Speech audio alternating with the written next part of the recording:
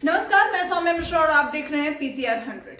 लगातार जो है वो अब बीजेपी की पोल खुलती जा रही है। 2024 से पहले तो इलेक्टोरल बॉन्ड्स पे पाबंदी लग गई और अब उनके हिसाब किताब निकाले जा रहे हैं। वो हिसाब किताब जो उनको कंपनियों से चंदे के रूप में मिले थे और वो कंपनियां जो 30 कंपनियों पर पहले तो ईडी सीबीआई की रेड पड़ती थी और रेड पड़ने के बाद चंदे का लेवल बढ़ जाता था। अब सवाल यही है कि आखिर ऐसा कैसे होता था। राहुल गांधी जब ये सवाल उठाते हैं तो बीजेपी कहती है कि हम ऐसा कुछ नहीं करते, लोग अपनी बातें करने में लगे हुए हैं। लेकिन जब हिसाब किताब फैक्ट्स बाहर आते हैं तो राहुल गांधी की बातें देश की जनता को सही लगने लगती है।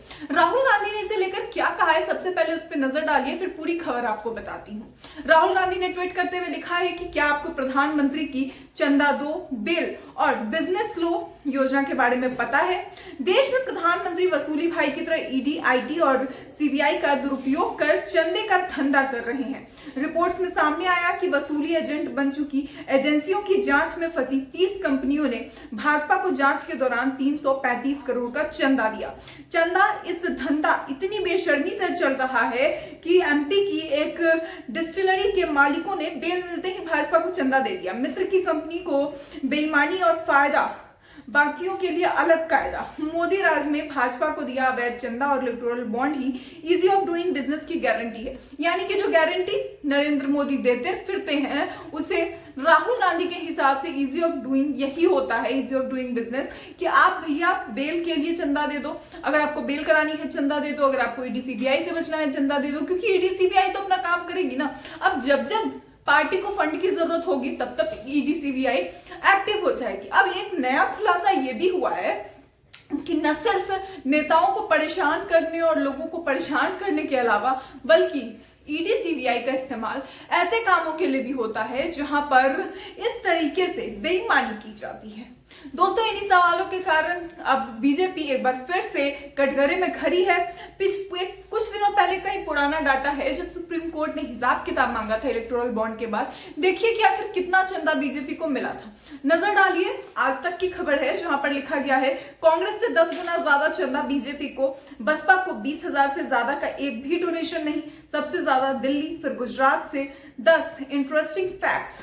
भाजपा द्वारा घोषित चुनावी चंदा इसी अवैध अवधि के लिए वित्त वर्ष 2022-23 कांग्रेस, आम आदमी पार्टी, नेशनल पीपल्स पार्टी और सीआईपीएम द्वारा घोषित कुल चंदे से 5 गुना अधिक है। यहां बता दें कि एनपीपी नॉर्थ ईस्ट की एकमात्र राजनीतिक पार्टी है जिसे राष्ट्रीय दल का दर्जा प्राप्त है। और इसी सब के बीच जो है वो हिसाब ये सामने आया है कि 250 से 350 करोड़ तक का जो चंदा है वो 30 पार्टियों ने, मात्र 30 कंपनियों ने दिया है। और इस चंदे में जो डेटा सामने आया है, चंदे को लेकर, उस पर भी जरा नजर डालिए जहां पर लिखा गया है, एडीआर की रिपोर्ट है। एडीआर जो सारे आंकड़े पेश करती है, इसे लेकर क्या रिपोर्ट में पेश आया किया है उन्होंने, नजर डालिए। एडीआर के अनुसार वित्तीय वर्ष 2022-23 में राष्ट्रीय दलों को 20,000 रुपए से अधिक का जो चंदा मिलता है उसमें 850 करोड़ रुपए की कुल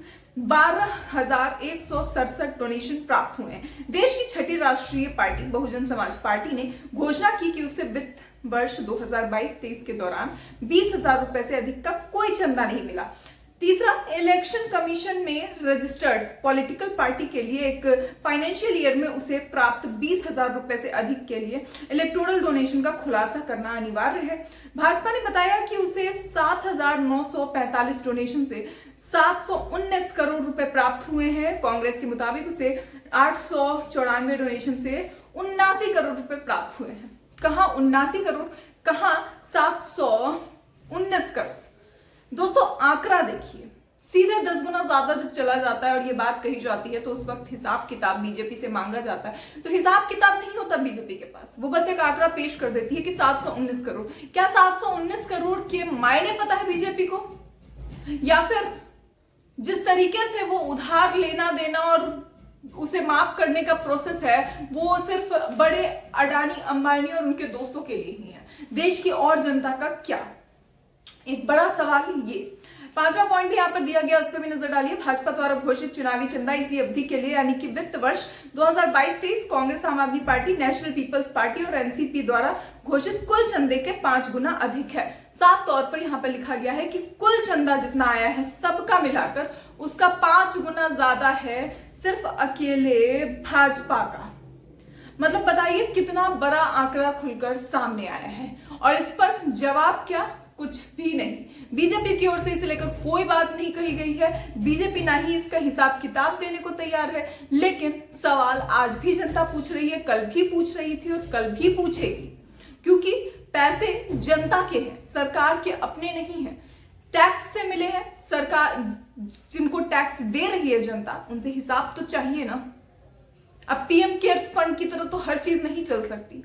और इसी सब को लेकर अब लगातार सवाल उठ रहे हैं। राहुल गांधी के सवालों पर लोगों की जो नजरें हैं वो टिक गई हैं और इसका जवाब चाहिए लोगों को। देखिए आने वाले समय में कब तक इसका जवाब मिल पाता है। खैर, इसे लेकर आपकी क्या राय है, अपनी राय कमेंट बॉक्स में जरूर बताएं। ऐसी और खबरों के लिए देखते रहिए PCR 100।